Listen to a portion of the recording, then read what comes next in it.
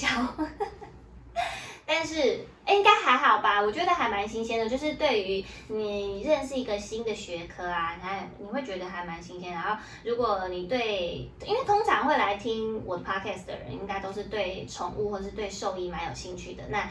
你如果可以认识的话，不是应该也觉得蛮有吸收知识的感觉，蛮愉快的吗？所以大家不要睡着哦，我们还有第2甚至是第3。那我继续讲，我大2其实还有一个还没有讲完。大2有一个大魔王，我刚刚讲的那些全部都不是大魔王，它还有一个大魔王叫做胚胎学，这个超难，这个我被当了2次，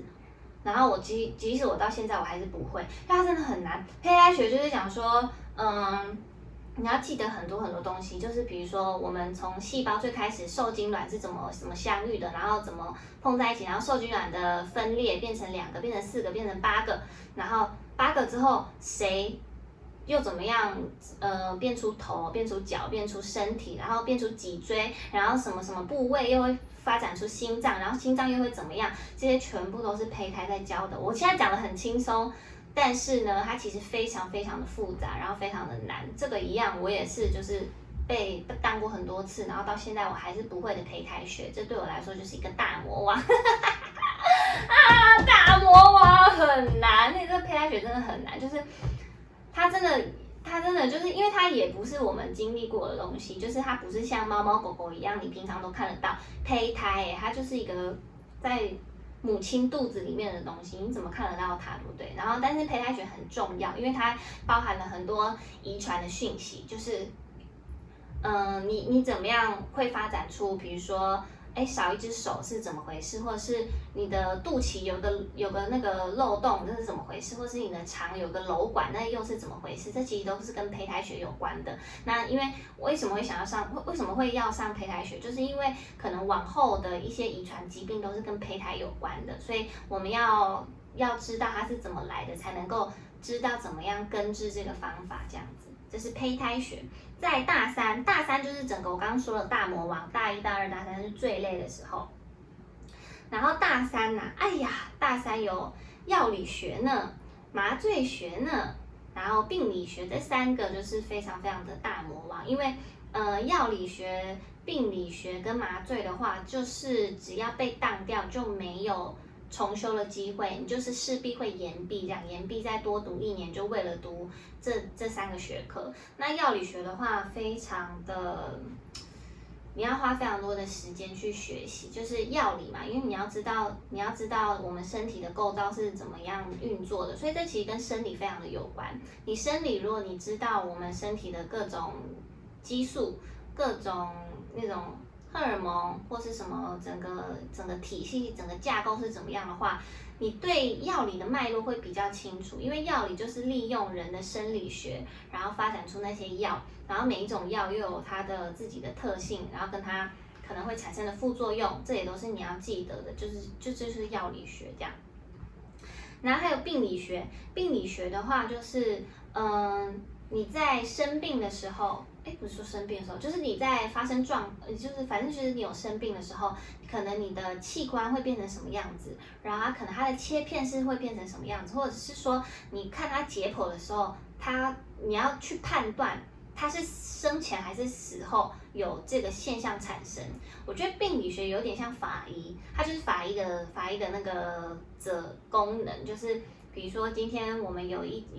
外面有送一只狗狗进来，送狗狗的切片或送狗狗的肝脏进来，那我们就要去看说，哇，这个肝脏是发生了第几期的癌症，然后还有没有散布到其他什么淋巴什么那个其他的地方，然后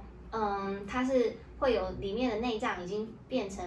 什么样子，这些都是病理学要讨论的地方，讨论的它的那个原因这样子，用结果来反推原因，这是病理学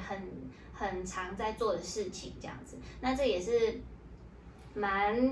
其实我觉得病理学比药理学简单一点点，因为药理学也是一样，对我来说太抽象了。但是病理学至少还有画面可以看，就是可以用图像记忆法来判断说，发生变成这个颜色，或是变成这个形态，是有可能是因为什么什么事情这样子。那药理学对我来说就真的就是比较艰深一点，药理学我也是被当掉。笑着笑着就哭了。药理学对我来说，对那个时候的我来说，有点像天方夜谭，就是有听进去，可是不知道为什么又跑出来了，就听不懂，你知道吗？对我来说就是听不懂一个好像是有听没有懂这样，是别的语言，听得懂每个字，老师在说的每个字，我也很认真的上课，但就是听不懂这样子。然后再来遗传学，就是我刚刚说的遗传学，就是跟那个什么胚胎有很大的相关性，因为我们要知道，我们也是要认识很多很多的遗传学，从那个 DNA。从基因慢慢的，为什么它会变成是一个遗传？基因是怎么演变的？这也都是我们遗传学要学的东西，这样子。然后还有，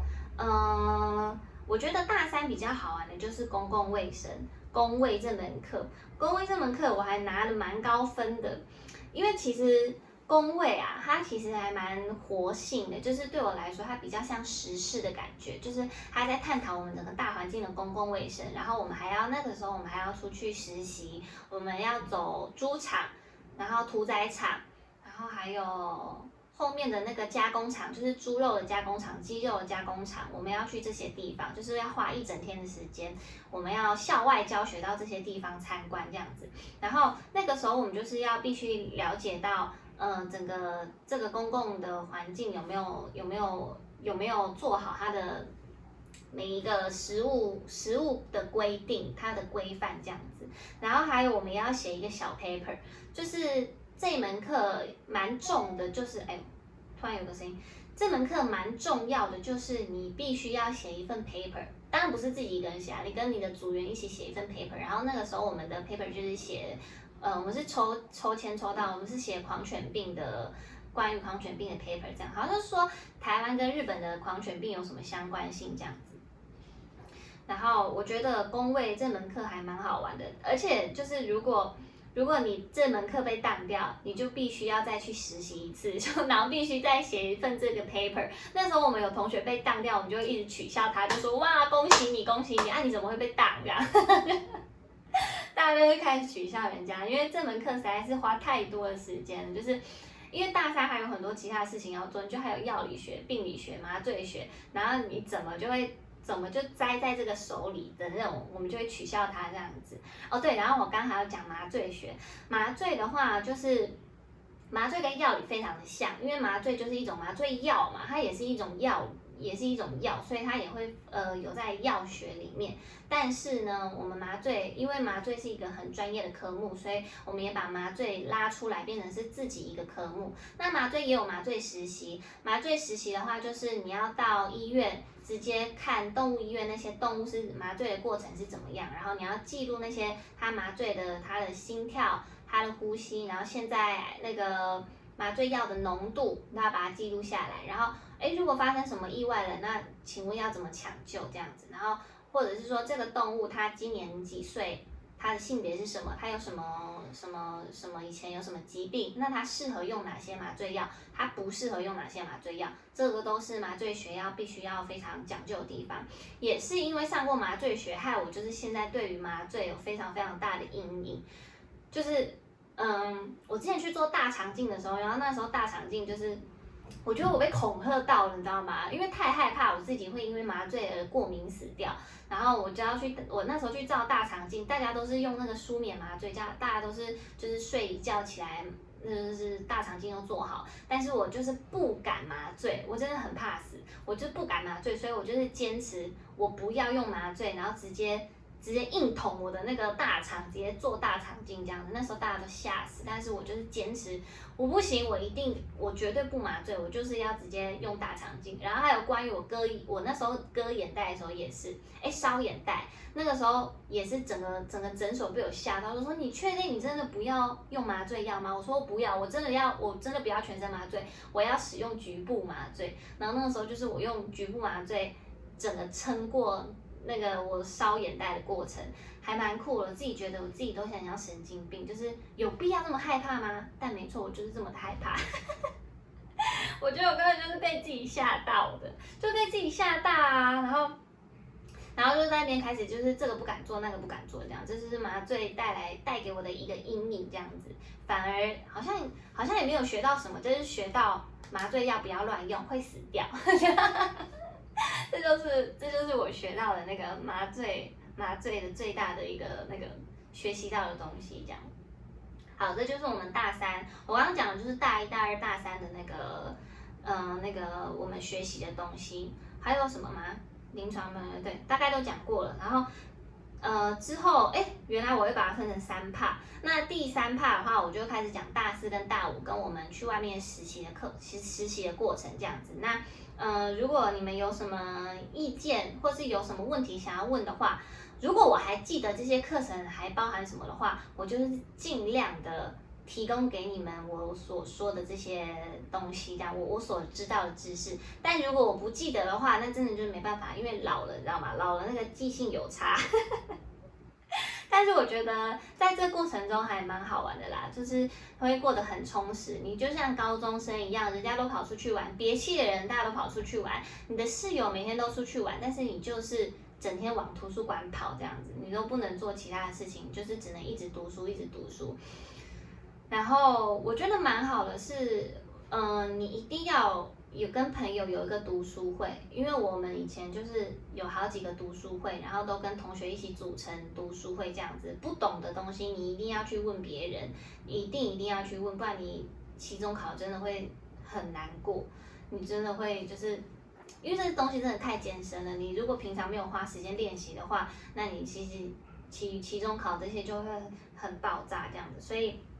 我个人蛮推荐读书会，就是大家一定要组一个读书会。好，不管你是不是兽医系，反正就是不懂的你就是问大家嘛，对不对？好，这就是今天的那个大二大三的兽医系的课程讲解。那如果要继续升学的话，请再继续听我们的第3集的 podcast。好了，我们下次再见喽，拜拜。